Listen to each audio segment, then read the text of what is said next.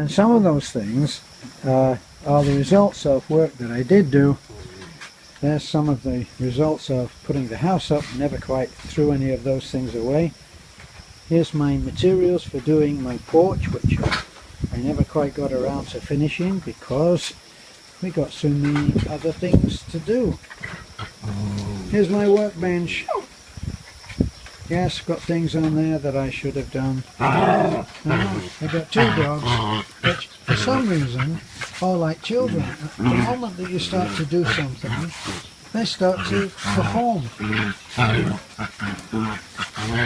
Now the brown one is Beth's.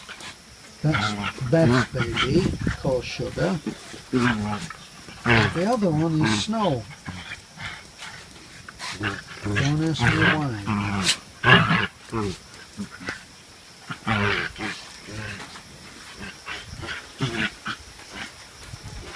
Now in the Philippines, when you're out on a small farm like this, dogs are a fact of life.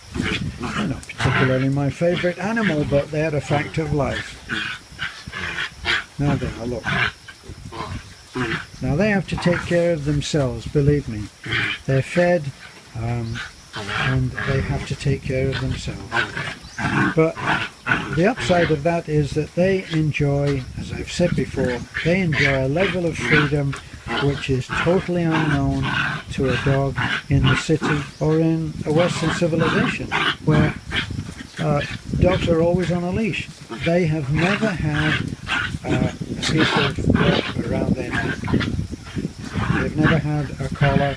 They've never been led with a leash. It just doesn't happen. Right? Now, my workshop, looking at my workshop, and guess what, my workshop, well, it's got a clothesline on it. And there's a towel that's being dried. And here's the chicken nests.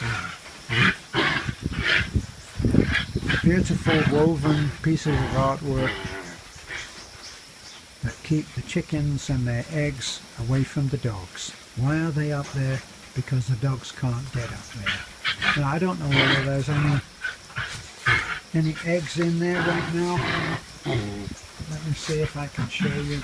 I don't think I can.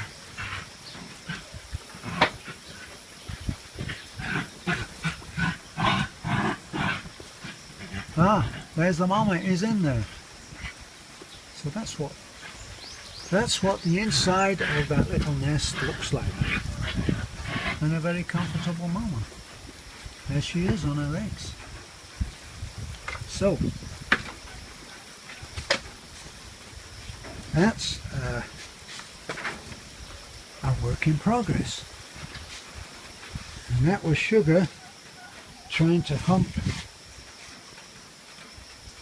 Snow, even though Sugar has, as Beth would say, has had his eggs removed. Sugar is like a lot of male dogs. He's growing up and he thinks he knows what to do, but then when he gets on top and starts humping, he forgets, well, why am I doing this? I'm only guessing what's running through his mind, but that seems to be it.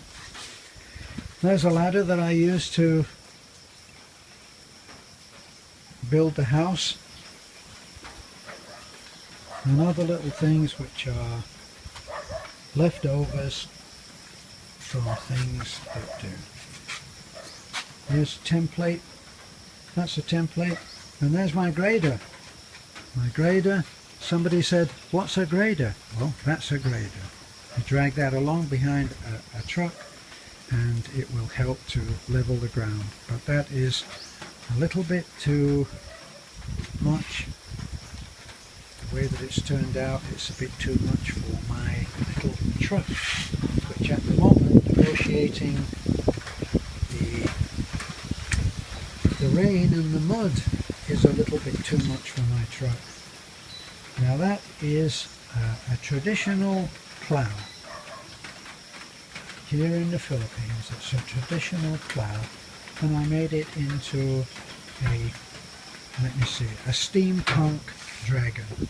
That was the idea, but I got caught up in doing other things that was when I didn't have materials to do anything, so I took all the bits and I made a steampunk dragon, but never got to finish it because we started needing things like a toilet.